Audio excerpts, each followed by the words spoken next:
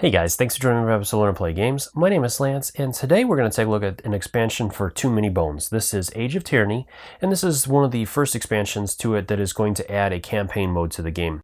It's also going to add a couple new cards that you can add into your regular games that will enhance them and change some of the encounters that you're going to be facing, which is a really cool little thing.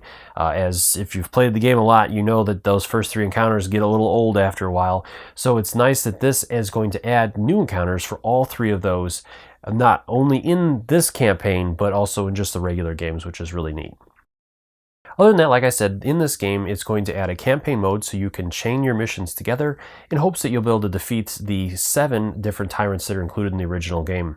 From there, you're also going to have to modify your team and challenges as the game goes on, as each campaign mission is going to offer different benefits and negatives to your Gearloc team, as well as offering scars that are going to affect your team in different ways and hampering their abilities and not being able to do different things. And then also hopefully getting boons along the way as well, which will help your team be able to remove scars and all kinds of different things. So it's definitely going to push your skills as a Gearloc and your problem-solving skills throughout this cooperative game to really try to master your Gearloc that you've chosen to play. And another nice feature with this one is that there is a really easy way to drop in and out. So if you're playing this one over many weeks and certain players can't show up all the time, but maybe other friends can show up, there's an easy way to drop and add players as well, so it's not necessary that every player has to be there every single session, which is cool. Other than that, of course, like I said, I'm a big fan of Too Many Bones, and I really enjoyed those games, so I was really looking forward to both of these expansions and some of the new things that are added with there. But of course, these are just my opinions. I'd love to hear from you guys as well in the comments below. Let me know if this is one that you've picked up or interested in picking up. And if you have picked it up, let me know how your campaigns have gone. If you guys have been successful in saving the world, or if you've fallen into peril under the Tyrants' tyrannical raids.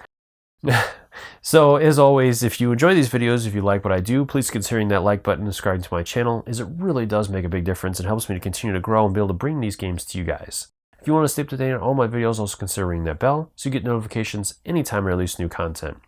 Also, I will have a couple of clips and images up in the top corner as well to check out some of my other videos. If this is the first time that you are seeing my stuff, or you're interested in learning how to play the original Too Many Bones, if you've just picked that up, I'll have a link to that as well, so you can check that out. And there's also another expansion that I'll be covering.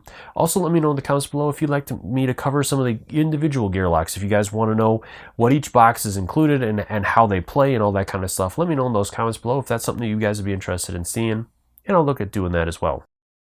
So let's head to the table, and I'll show you what this is all about. In the Age of Tyranny box, you're going to receive a new reference guide that is going to outline all the campaign rules and how everything is going to work within the box. You also have a snapshot mat, which at the end of each game, you can choose, if you don't want to play another one right away, to place all the tyrants you've defeated and any Gearlocs you're using and their stats that they're going to take on to the next game. And I'll explain how this works more in a little bit. Then we have another case that are going to hold your scar dice and your scar tokens, and a new box, plus you get a bunch of new cards as well. You'll receive 5 new Boon Cards. These will give you benefits, and you'll be drawing those at certain points, as well as 20 scar cards, and these will have negative effects, and I'll explain both of those more in detail in a little bit. Then we have new campaign cards, and these are going to outline a number of different things, and I'll explain how these work in a short while. You'll also receive 7 new epilogue cards, and these will be cards after you defeat each of the bosses. Then these will explain how you can potentially gain their dice or their die as equipment. Really cool. And then the final thing that I'm really excited about is that you will get 7 new cards for the starting 3 encounters. So this will replace the starting 3 encounters, so now you'll actually have different encounters each time you play. And there's enough that you'll be able to play through an entire campaign without experiencing the same 3 starting encounters twice, which is really cool. So the first thing we're taking a look at are boons and scars. So with these, there'll be a number of different effects that will cause you to draw these cards. Usually during the beginning of a campaign or some other circumstance will cause you to draw scar cards. Or if you have a complete party wipe or other effects will cause you to draw boon cards. So during setup, you're going to shuffle up both of these decks with the labels at the top, and then once a card is resolved, on the back side will be a symbol representing that side, so you'll know which side to shuffle so that you don't reveal the effects. And with Boon cards, they're usually going to give you some sort of benefits, whether it's going to be loot, being able to remove scar cards and whatnot throughout the game to help you out. With the scar cards, these are going to be negative effects. Your Gearlocs are taking damage throughout the campaign, and so eventually, as they go on, they're going to gain these scar cards that are going to have negative effects. For example, let's take a look at this one here. So at the front of the card, it's just going to give you a little bit of backstory about the card, what kind of effect happens. And then on the back side, with this one, it says you can no longer train in your attack stats. You're going to place a scar token next to the stat to represent this. So you can place it next to the attack stat, or if you haven't upgraded it yet, you can slide that in there and it'll block that as well, so that you know that you can not upgrade that anymore. Now there are also going to be other effects that will cause you to roll dice, and each one of these is going to have different effects. You have your attack and defense die and bones, and these are going to be rolled each turn along with whatever you're attacking or defending or whatever. So for example, let's go ahead and say that we have to roll one of these, and we rolled a -1 sword and 2 of these. So it's going to eliminate one of our attack stat, our attack die values. So instead of rolling 3, we roll 2. And the same goes for defense. If we were rolling some defensive dice in there as well, this is going to reduce that result by 1. And there is also bones in there as well. So if we would have rolled a bone result, it would reduce that by 1 overall. Then we also have the training die, and this is going to be rolled anytime you do in a training attempt, and it'll add a bone result 50% of the time, as there are 3 sides with that result, which a lot of the times will cause you not to successfully train in that manner. And of course, you'll never lose a training point, so you'll have to use it somewhere else. To use Age of Tyranny in setup, there's a couple of changes that are going to take place. So first off, you can shuffle up all of the Boon and Scar cards, and you can also place out all the tokens and dice you'll need for those. Then you can separate and shuffle up each of the 3 special encounter decks, and there's enough cards in here that you will never have the same card come up in the campaign that you're playing. And these will replace the day 1, 2, and 3 cards from the original game, so you won't be using those in the campaign. And the other cool thing with these is you can use these in the regular game as well, if you're just playing a one-off mission.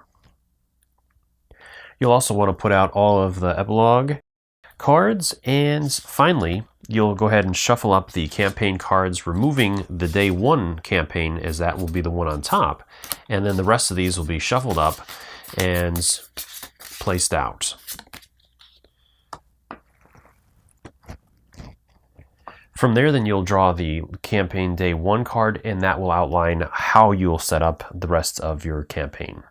Once you've completed that initial setup, then we're ready to move on to the campaign. And you're going to draw the first campaign card, which is going to give you a little bit of a backstory.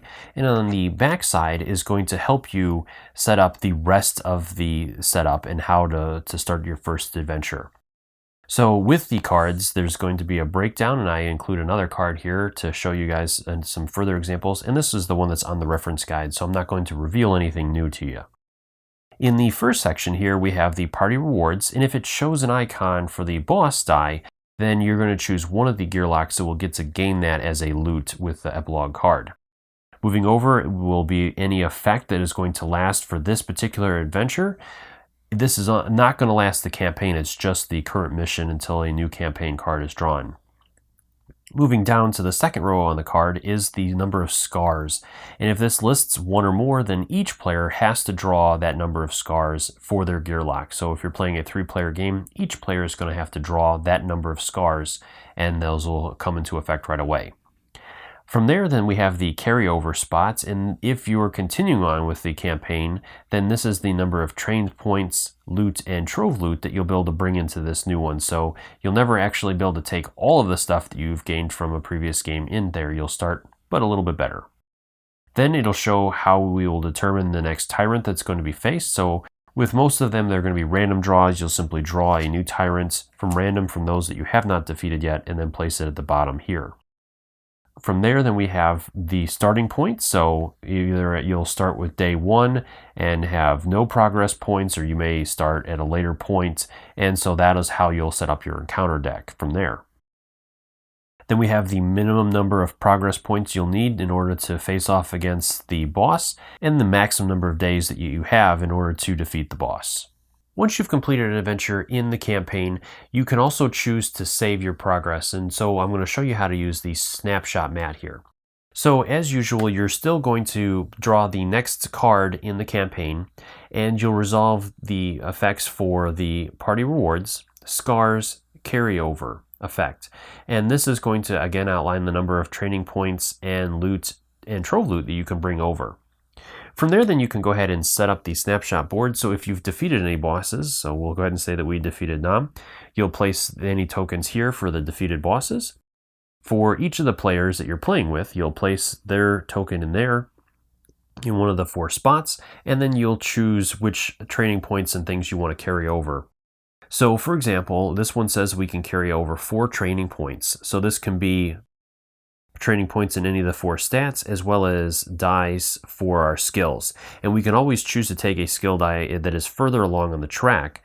We just, in the next game, we won't be able to continue from that point. We must still unlock the initial ones, but we can always start with that. So let's go ahead and say, for example, that with Pickett here, he's going to take this one here. He will take this one over here. And then he's also going to take some health in that. So let's go ahead and do 1 point of health. And we'll do 1 point of dexterity.